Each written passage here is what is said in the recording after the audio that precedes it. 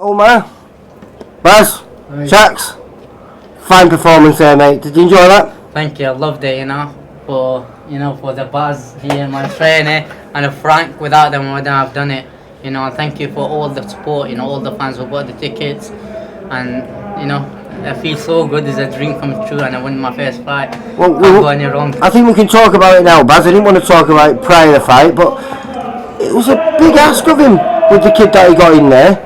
Yeah. I mean, the guy's used to fighting bigger lads, bigger weights, and he put up a great fight and was, perhaps you could even say, unlucky to lose on one of our last shows at Rugby Park against Mark Evans. Yeah. Now, it was a bit of a risk there, wasn't it, mate? But he coped with it comfortably. Yeah, they were. I mean, definitely. I was down in London with him last week at York Hall, and he was fighting a kid down there. I think he was 5'10" and weighed about 9 stone 9. And I thought, what we're doing, like letting him go in with him on his first bout. But I know that he can do it. He's a tiny boxer, but he just gets carried away, and he's a complete novice. But once he starts to settle down and he learns, and he starts settling down and sitting down a bit on his shots and get moving about, I think we might, we've got something to work with. And Great movement in there, Omar, haven't you? Did well with him. I have to move. I've been working on my game plan. He told me a game plan. I have to follow it. I have to stick to the game plan, and that's what hit him and move. He's a big guy.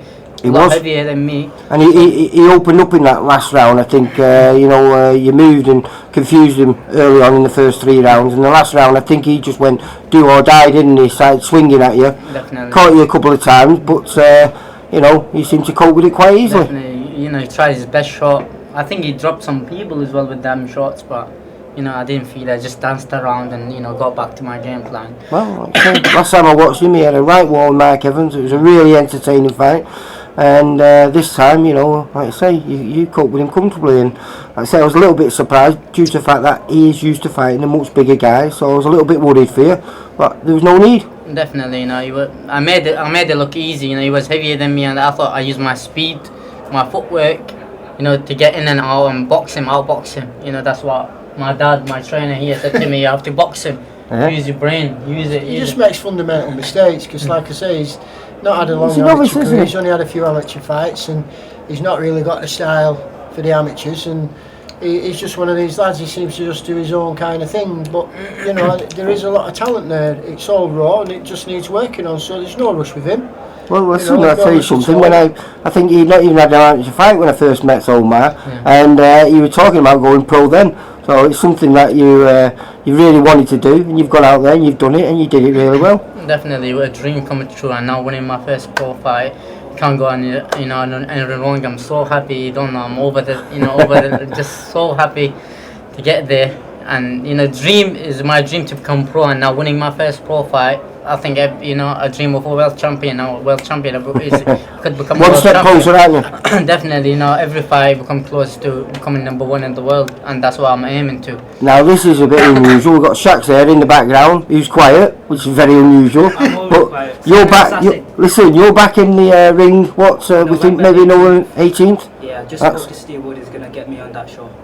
Well, that bit was something I'm excited about. I know you've only had 2 fights, but I've filmed you a few times, and a very exciting young fighter. I've been taking over the gym now 3-4 months, and the speed, the timing, the accuracy is all coming together. I'm ready to get in the ring and show them what I'm. Well, hopefully we'll see you out on the November the 18th. Yeah. And Omar, we're not sure when we're going to see you out, but it will be soon. It might be November the 18th as well with the Sharks, which will be a lovely, lovely show. All the fans together. We're from Blackburn, and get all the fans together. It'll be a good night, boxing. Thing is, the 2 good ticket sellers, so if you're selling tickets, 2 good fighters as well. Yeah, and they can, they know what they're doing. Shax has just got, like he says, he's been back at gym for about 3 months now. He's working really hard. We've had some good sparring over at Champs Camp. So great thanks to Ensley, and we're on it now. I think we're looking at after Christmas getting a really good season in. AJ hopefully will be back in February as well. Could be. So we've another new lad. Busy 2017 for Fit to Excel. So, it could be a good year next year. Also, I want to thank everyone. Thank you, firstly, for coming over here and Oh, my pleasure, mate. My pleasure. Thank to Baz, Sharks, Atif Ali, Frank, for all of them, the support, the inside the ring, all the boxes inside the rings. Also Mo and Jamie for helping me out, and Ray, my amateur trainer, he was there helping me out in every single session as well. Also I want to thank my sponsors, which is Enzo Car, Bash and Zahir, also Imran Jabbar from Worldwide Tires. Without them I wouldn't have done it, and all the people who bought tickets, and everybody at home. Always Ra'is Paula is always the man behind everything, helping me out and everything, and all the fans who bought tickets. And thank you for Steve Wood for putting me in his own on the show, and Right, well, I'll just say congratulations once again, Omar. Thank you. Fine performance, mate. Thank you very much. Guys, Thank you. Right. Shacks, see you later, lads. Bye. Nice.